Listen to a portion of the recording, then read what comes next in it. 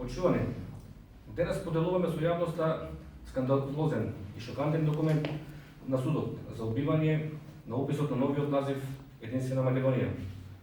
Оправдажението на судот, кој што е даден во една реченица по неговата одлука, стои дека во името на партијата не можело да се содржи зборот Македонија, а тоа според судот било согласно член 16 став 3 од Законот за политичките партии.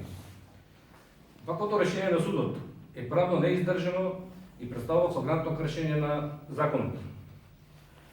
Еве што вели споменатиот член 16 став 3 од Законот за политичките партии.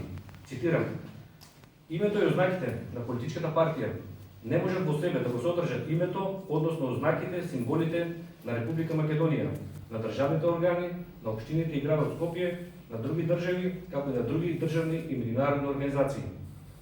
Значи, јасна и недвосмислена законска одредба дека во името на политичките партии не може да се содржи државното име Република Македонија и државните символи.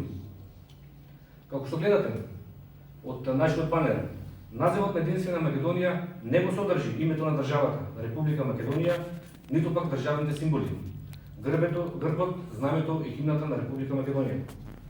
Значи, одлуката на судот е вон секаква човечка и правна логика.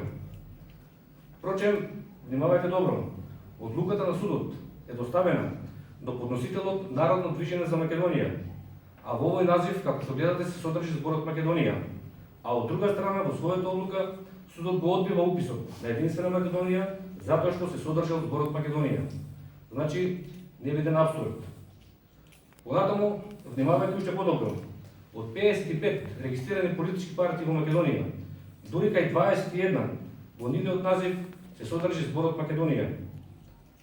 А кај една од овие партии во називот дури го има и државното име Република Македонија. Сега, да не ме замарам со читањето на сите овие партии, по завршувањето на пресод ќе го добиете списокот. Значи, битно е што, повторувам, од 55 политички партии кај 21 се содржи зборот Македонија, а најпозната од нив секако е Социјалдемократскиот сојуз на Македонија, повладачка партија која, како што гледате, во својот назив го содржи зборот Македонија.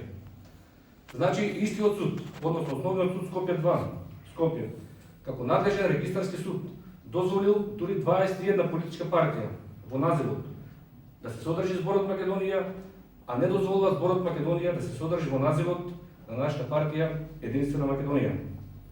Со еден збор, според логиката на правото, судот требаше да изврши упис на Единствена Македонија.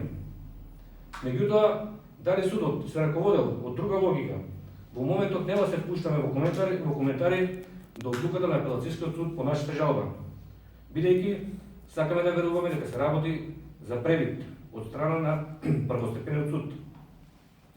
Меѓутоа, ја користам приликата да го повикам македонскиот народ и сите граѓани да бидат спокојни, бидејќи Единствена Македонија ќе оди до крај во одбрана на Македонија и македонците од јасно изразената намера на Европската унија и на НАТО да го избришат македонскиот народ. Единствена Македонија по секоја цена ќе оствари намерата на македонскиот народ, сојуз со Русија и стратешко членство во Евразиската економска унија со цел да останеме своји на своето и за зачувување на Македонија и македонците и на сите граѓани на Македонија. Единствена Македонија го започна овој процес храбро, решително и во интерес на народот. Ова многу брзо ќе стане реалност, од новите геополитички повестувања на Балканот се нарестуваат и тие доаѓаат. Ви благодарам.